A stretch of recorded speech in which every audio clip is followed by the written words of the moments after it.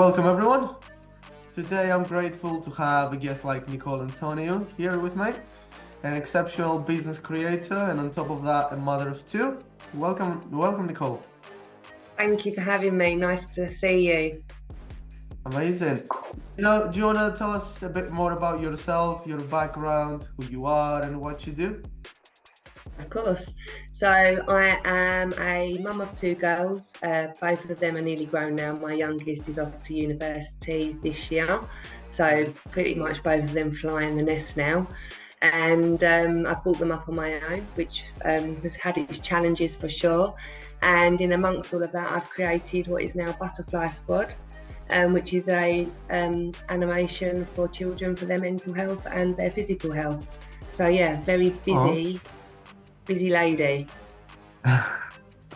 I see. So, the Butterfly Squad, do you want to elaborate on what's that specifically and what's the purpose of it? Of course. So basically my eldest daughter, she's 27 now, she was very, very shy, and school was an ordeal, everything was an ordeal for Destiny.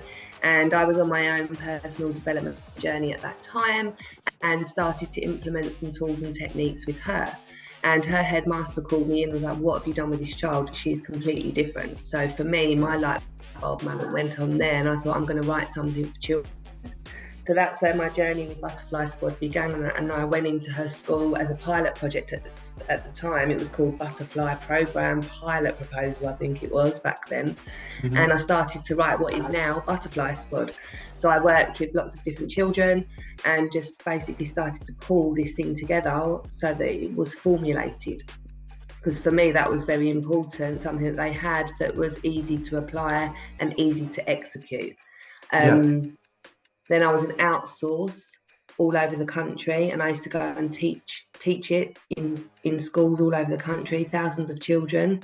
And then I thought, right, I want to, correlate it with fitness. Fitness is, a good correlation. The two go combine beautifully together. So I created what is called the Battleground.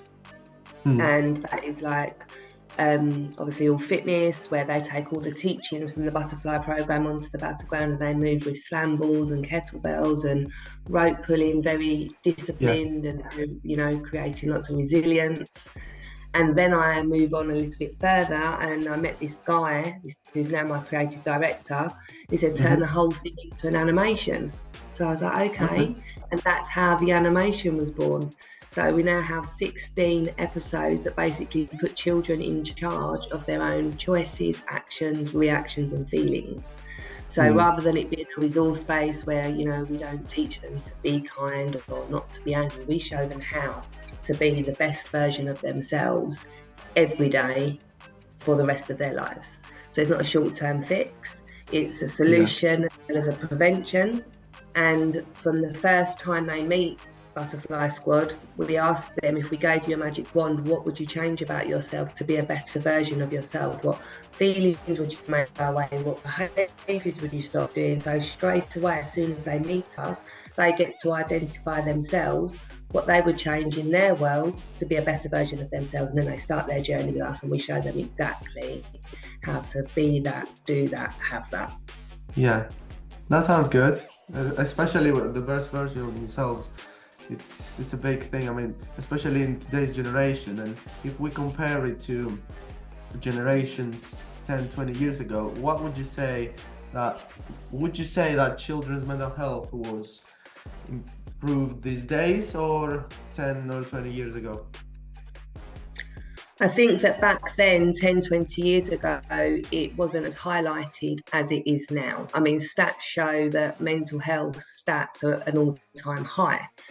But 10, 20 years ago, it wasn't as widely spoken about and widely recognised as it is now. People have a space and a platform to always share where they're at, how they're feeling, and there's so much support in place for them to be seen and to be heard.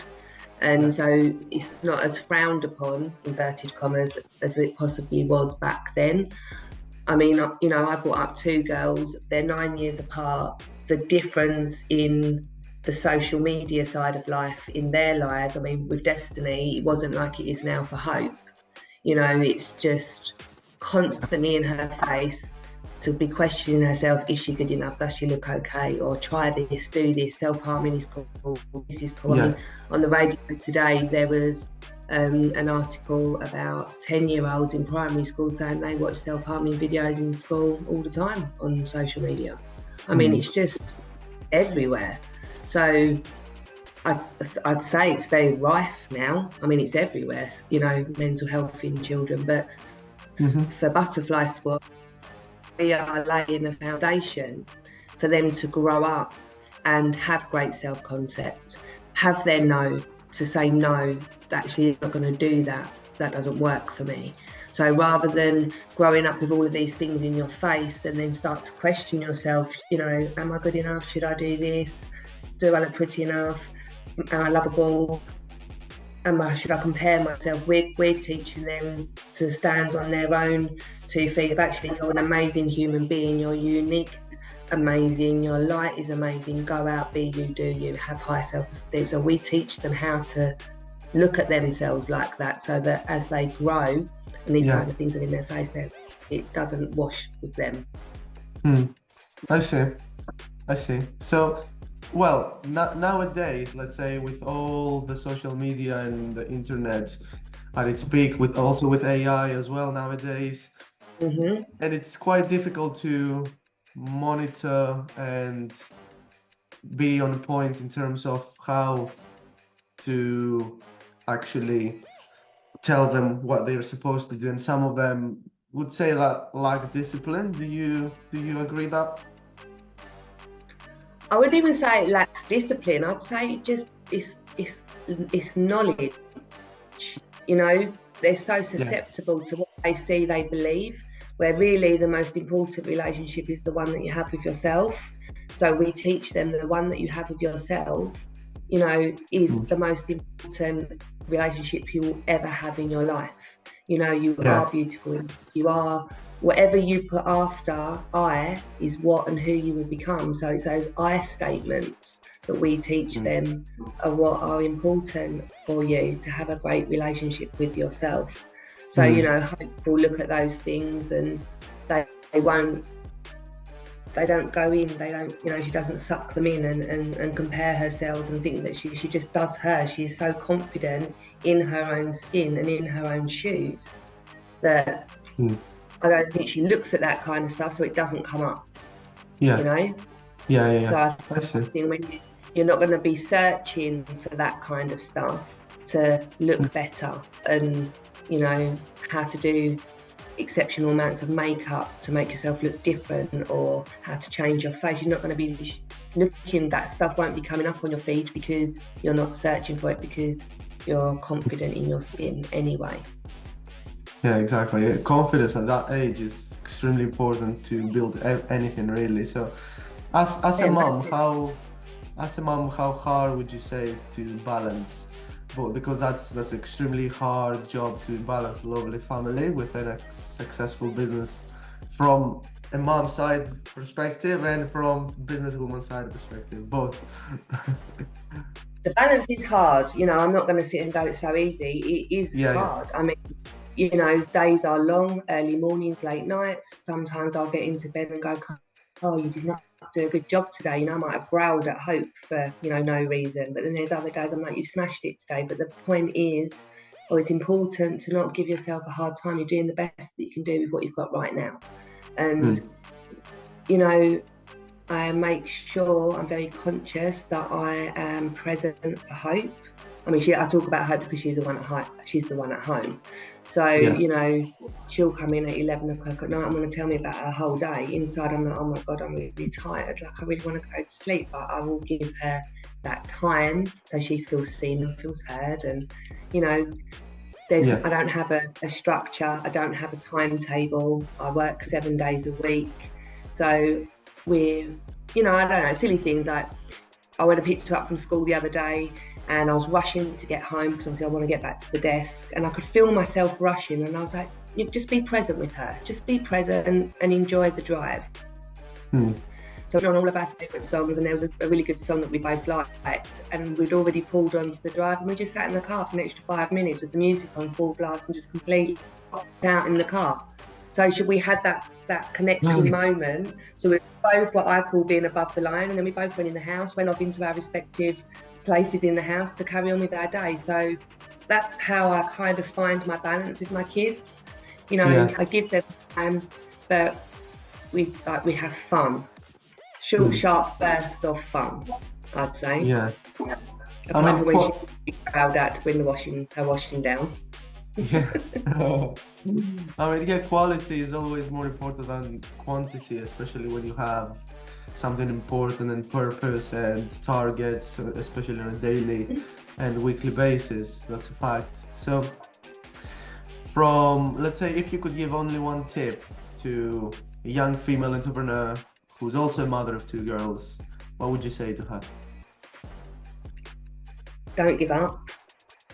Don't give up. Trust in yourself, and you're doing an amazing job, and make sure that you find moments for yourself to remind yourself of the amazing job that you are doing. I think is what I would say, because we spend a lot of time giving ourselves a hard time and not acknowledging ourselves for actually what we are doing. And, you know, I can take a step back now, and I can look at my children and go, I did a great job. They're amazing kids. I did that. They're amazing. And then I can take a step back and look at Butterfly Squad and go, you did that, Nick. Like, well done. Is it all going at my pace? No, not always. Does it always work out my way? No, not always. But look at what you've done. So I take, you know, the learnings of Butterfly Squad, and one of them is proud moments. And we encourage children to look for their proud moments every day. And I make sure that I acknowledge my own proud moments. I have those too for yourself, I would say. Exactly.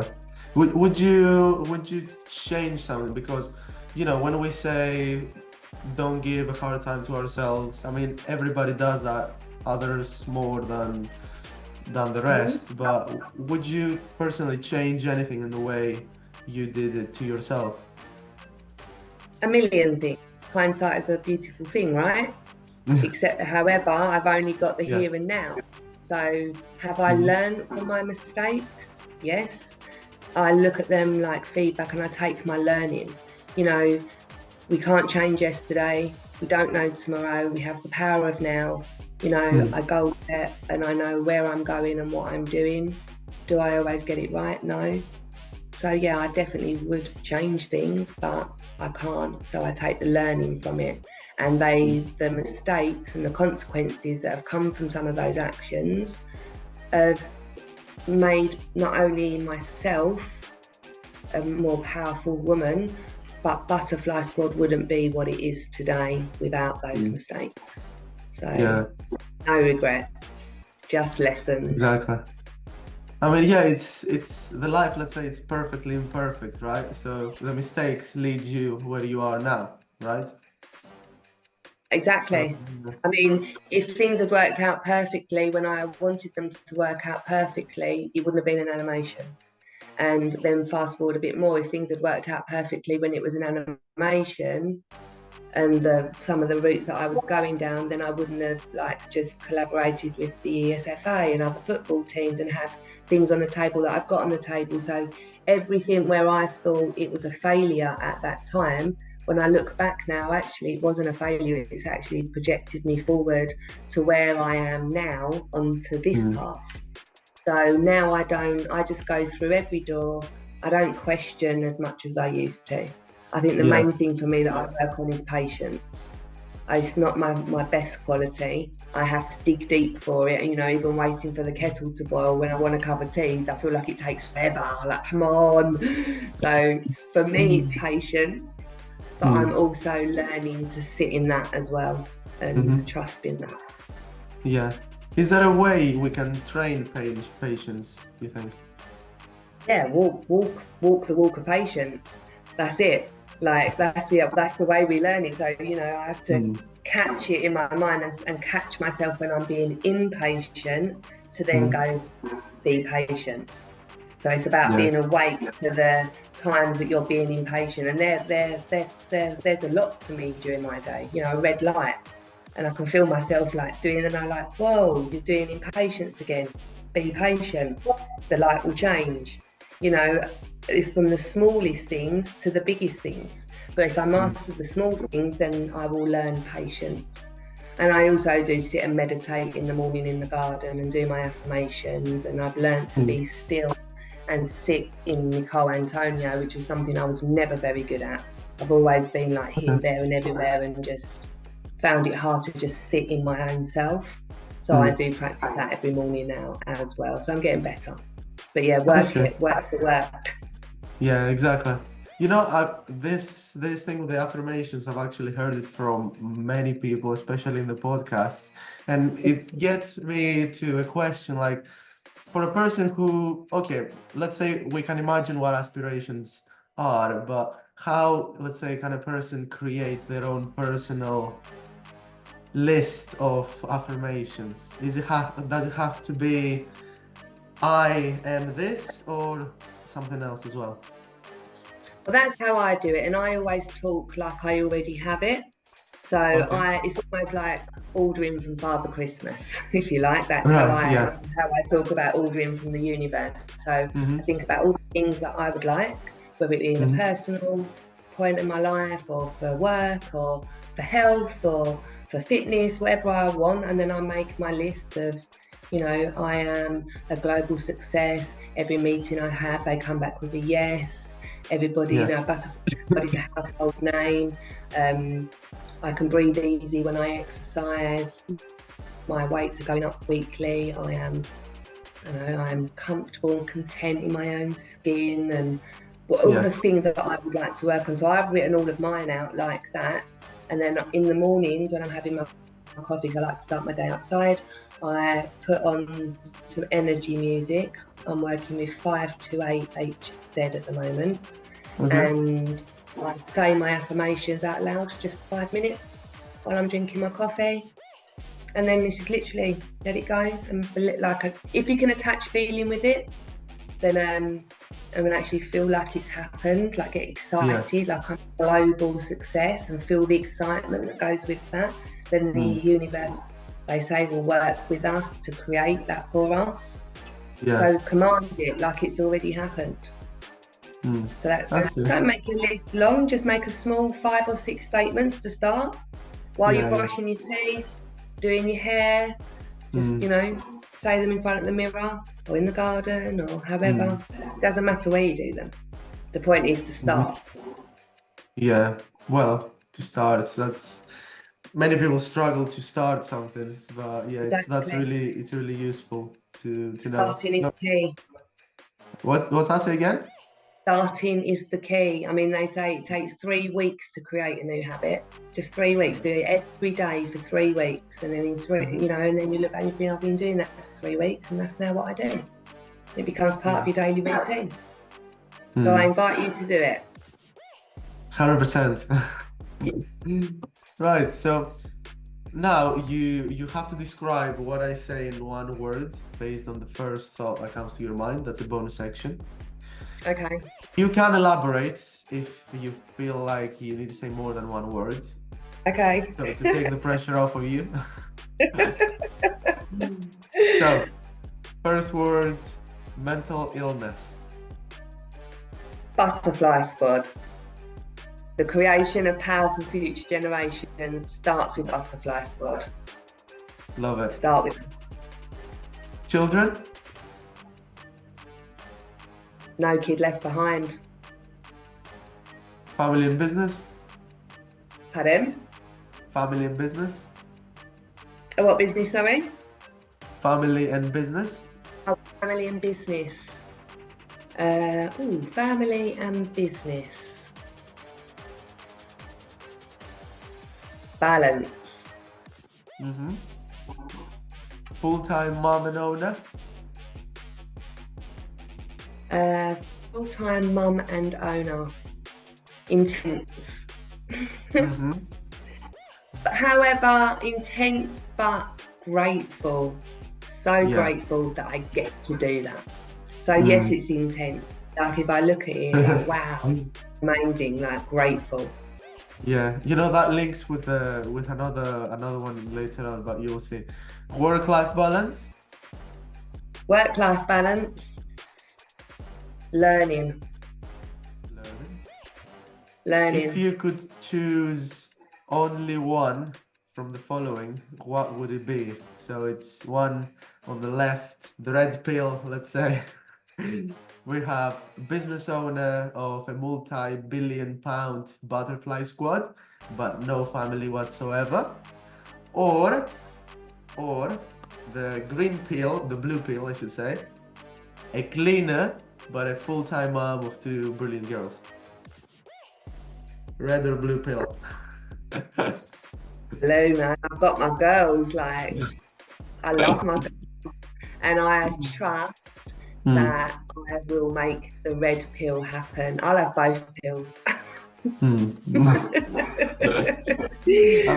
that's exactly the point, yeah. My girls all day long. You know, they're my babies, but they're both got their wings to fly now and about to do their own journeys. So I'm doing mine too. And that's how I brought them up, you know. Like when they're all not together, and you know, you don't need to cry and you don't need to miss me. I don't know if they're on their camps or whatever, because you're making memories, I'm making memories, and then when we all come back together, we get to share our memories, and we've all grown a bit more as the individual humans that we are. So I've taught that resilience and that confidence from a young age, that it's okay to all be our individual selves. And journeys as well, yeah? Yeah, definitely. I see. You know, you said in work-life balance, learning. What do you mean learning? Learning. Because at the moment, especially lately, I'm not doing too well on my balance. Everything, all roads just lead back to the laptop for me at the moment, work. And then when I'm not at the laptop working, I'm almost giving myself a hard time for it, because there's just so much to do. And I've gone from training, like exercise myself every single day. That's like dropped. So my balance isn't great at the moment. So I'm learning, because my self-care to myself matters, so I can be the best that I can be and give the best to Butterfly Squad. And lately that scale has tipped slightly. So I'm learning. I see. That makes sense now, yeah. Yeah, I didn't elaborate, did I? I just said it. What? Say again? I didn't elaborate, I just said it. Yeah, well, that's the point. And then the ones that make the bigger noise, let's say, then we elaborate at the end, like now. So to close this up, what's your last words to the audience listening, from you specifically, from yourself? Well, really, we have this 16 episode animation. We're running a campaign called No Kid Left Behind, and we're gifting the episodes to parents all over the world for free. So go and sign up, get your kids watching the episodes, get them transforming their own lives, and basically take a front row seat to watching them get their wings to fly. So that's what amazing. I would say. Amazing. And this was Nicole and Antoniou, ladies and gentlemen.